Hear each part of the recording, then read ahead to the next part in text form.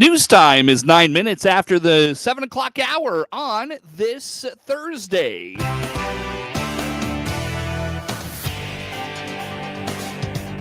Top of the morning from the newsroom of Regional Radio and DeWittDailyNews.com. I'm Seth Lawrence with this local news update. News today brought to you by Baum Chevrolet Buick in Clinton, your Silverado headquarters, and brought to you by Connexus, providing fiber internet to Clinton. Learn more at DeWittDailyNews.com. DeWitt County and its leadership is working diligently to free up dollars from the state of Illinois for annual road work and other projects. Around the start of the year, the county learned its annual motor fuel tax dollars, or MFT dollars, were frozen because of outstanding paperwork to the state of Illinois.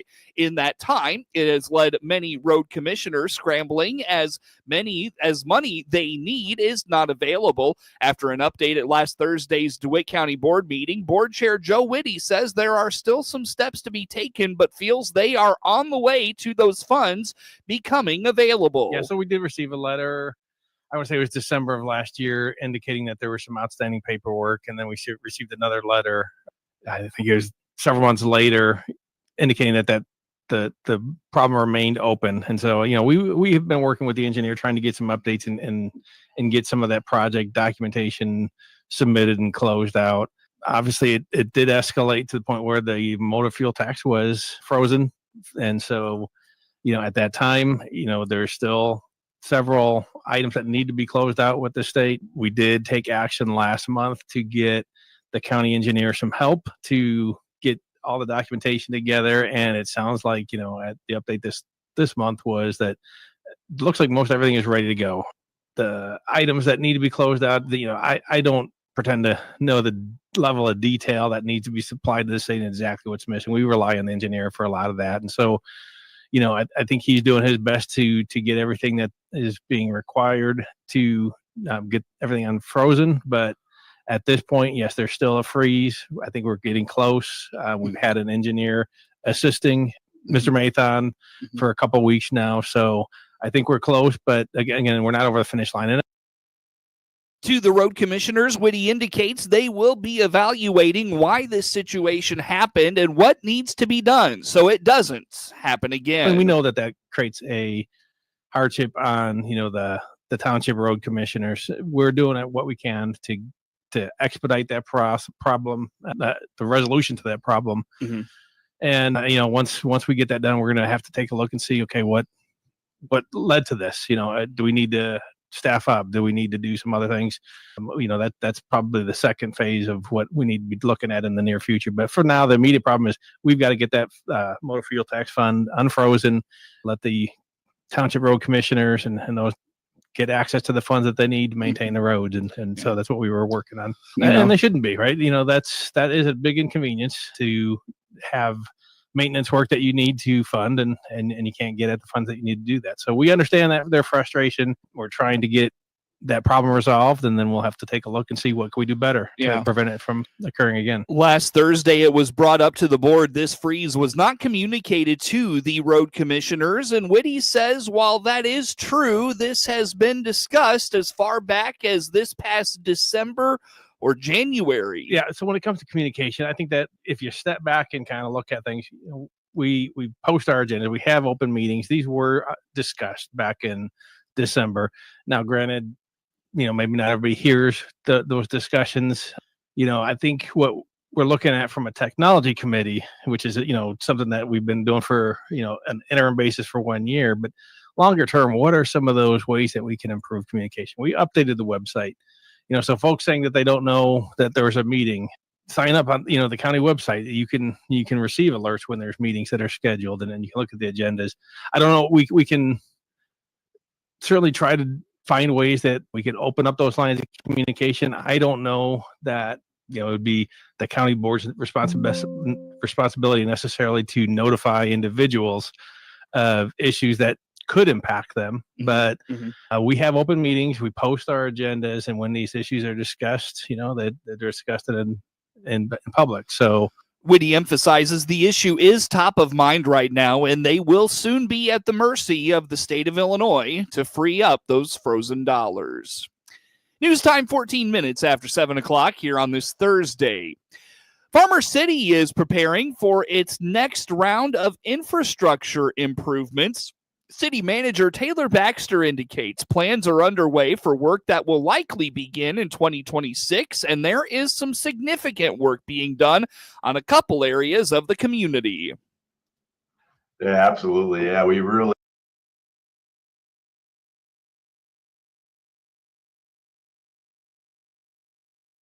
Washington Street is getting a sewer lining, and we're getting an all new water main.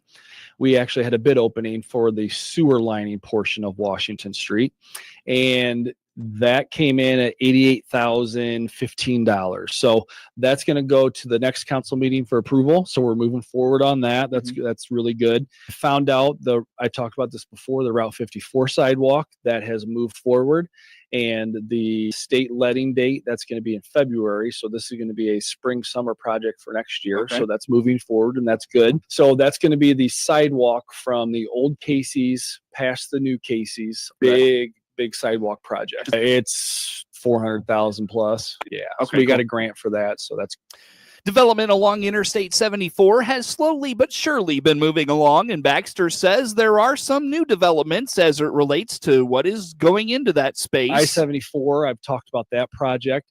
I did receive the updated plans from our engineers for extending utilities out to the site. So now that's electric, water, and sewer on the city's end. Okay. We're going to be helping out that project move forward, and so that's moving along great too. Don't know for sure what's going in there yet, but regardless of what's going in there, whether it was the 20-acre parcel, which I don't think that's happening anymore, or the 10-acre where it's going to be a mix of residential and light commercial, we wanted to make the utilities big enough that could handle both. Regardless of what happens, we'll be ready for it. The Farmer City Council will convene again in August.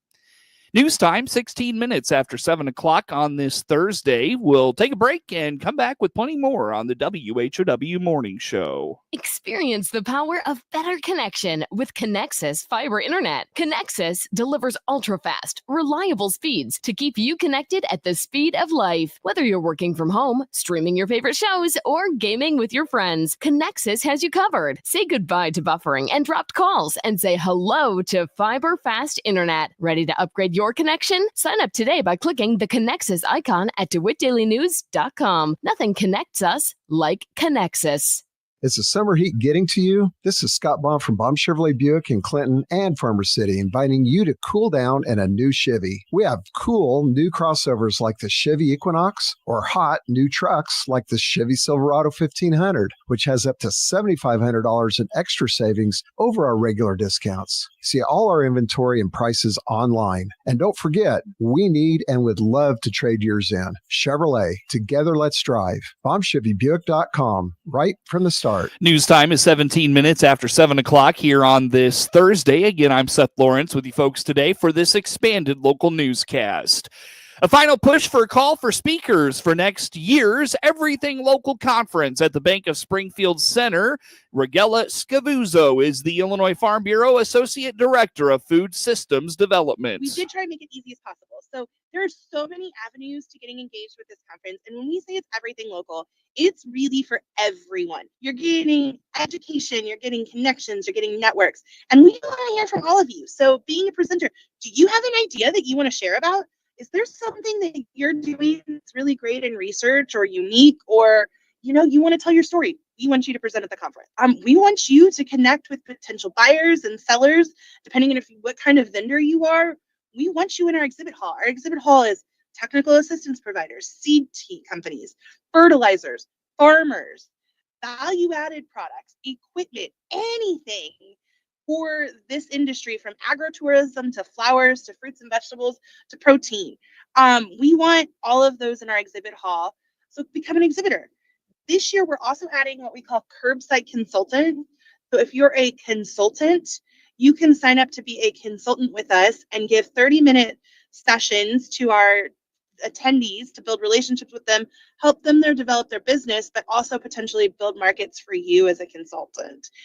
And we source all our food locally, which means we need to know what you have and what you want to sell in January to be part of our menu. So when you go on the Special Growers Work website, you're going to find all the information about what each of those are. We are starting to book our speakers. We will have all of our speakers booked by September. So we're asking, if you're interested in speaking, please get that filled out by August 15th. So deadline's coming. That's our first deadline. And everything else we'll be promoting throughout the season through the fall. But the earlier you sign up, the better. The conference is January 28th through January 30th. The Illinois State Police are continuing a crackdown on vehicle theft and carjackings, backed by more than $11 million in grant funding from the Illinois Secretary of State's office. Between April and June of this year, the Illinois State Police recovered 225 stolen vehicles and made 6 arrests connected to those thefts. Troopers also seized 15 firearms during those operations. Over the same period, police conducted 48 missions focused on stolen vehicles and related violent crimes, utilizing K-9 units and air support in many of the cases. Forensic labs handled more than 1,200 assignments tied to vehicle theft investigations. Among recent incidents, troopers recovered a stolen Land Rover on April 26th in Chicago after a short chase. 2 people were taken into custody and a firearm was recovered. On May 13th, state police attempted a traffic stop on a stolen Kia in Cahokia. The car fled, and although 2 people ran from the scene, 1 was caught and arrested. Then June 1st, police tracked down a stolen Jeep in Chicago. 5 people ran from the vehicle, but were eventually taken into custody, and another gun was recovered. The latest round of grant funding exceeds $600,000 awarded to the state police in July to support continued enforcement efforts. The 2026 midterm elections are still 15 months out, and candidates and parties are already looking to do what they can to win seats. Efforts by state governments to draw district lines in their party's favor, a tactic obviously known as gerrymandering, has been the subject of controversy. Officials in a handful of states, both Democrat and Republican controlled, are looking into the tactic ahead of the midterms. Dr. Kent Redfield is a professor emeritus of political science at the University of Illinois Springfield, and notes the U.S. Supreme Court has largely stayed away from intervening in efforts of gerrymandering. We have had a historical problem with what we call political gerrymandering. So, if you just drew a map discriminating on the basis of race, that would be a racial gerrymander. But if you draw a map to just, to give your party an advantage and the other party a disadvantage, that's a political gerrymander. And the U.S. Supreme Court has wrestled with this, but they finally just said in a case of 3 or 4 years ago that, this is an issue we really can't resolve. We can't redraw every state map. And so political gerrymanders are perfectly legal. And so right now, very close control over the House and the Senate, over in the House between, the Republicans have a three-person majority. So everybody's looking for an advantage for the 2026 election.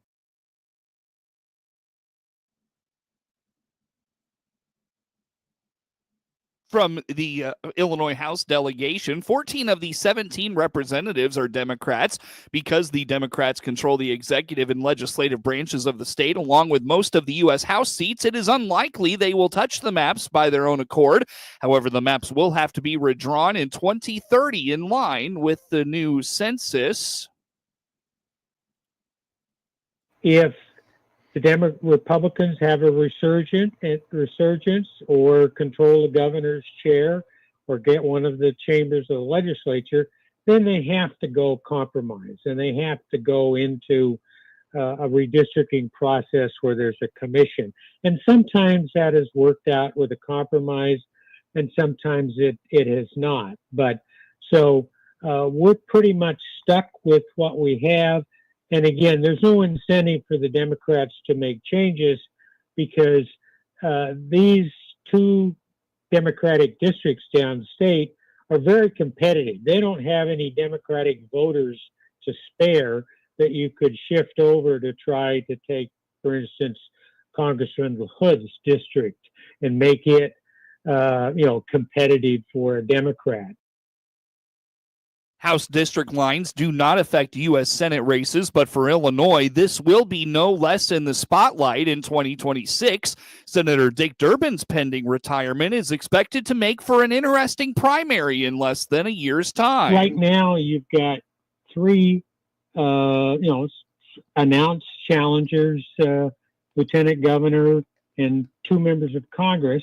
One of those Republican Democratic congressman has already raised $30 million. The lieutenant governor has been endorsed by J.B. Pritzker, who certainly can, provide a lot of money for Lieutenant Governor Stratton and Representative Krishnamurthy sitting on a very large bank, war chest.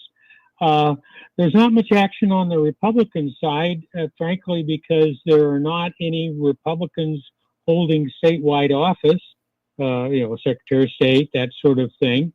And the three Republican congressmen have very safe districts, and the Republicans currently control the House of Representatives.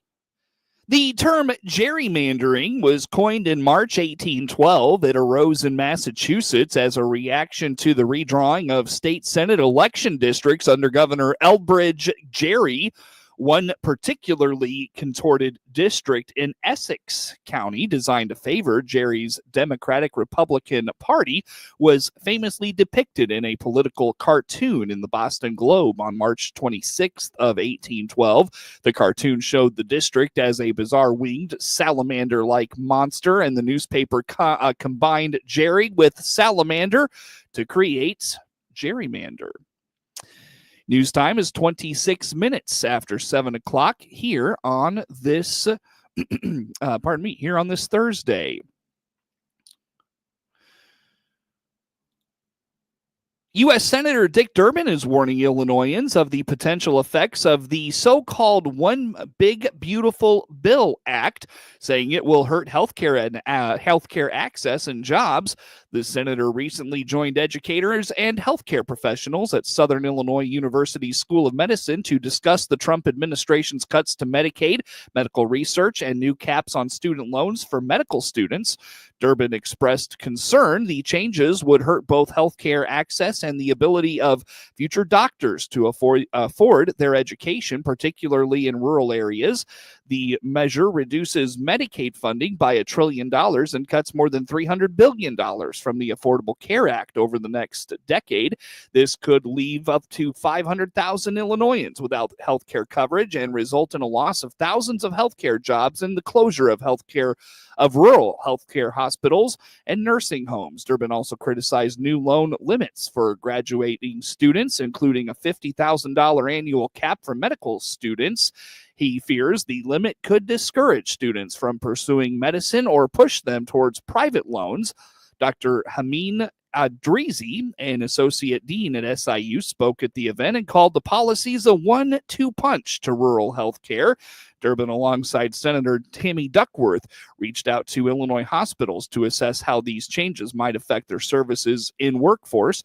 Durbin reaffirmed his commitment to fighting for health care access and education for all Illinoisans. We'll have Paul Skowron from the Warner Hospital and Health Services on the morning show later this morning.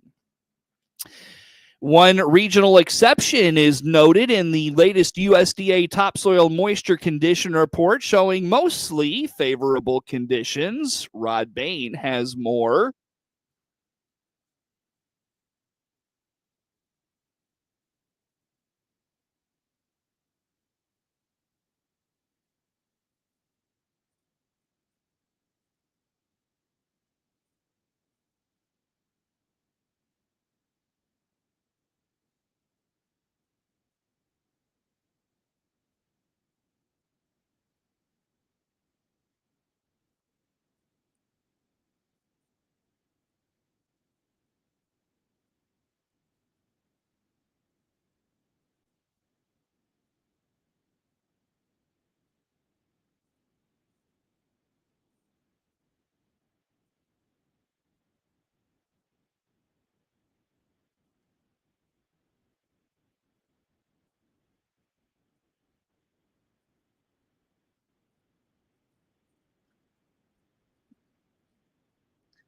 News time is 29 minutes after 7 o'clock here on this Thursday. Coverage of news is brought to you by Baum Chevrolet Buick in Clinton, your Silverado headquarters.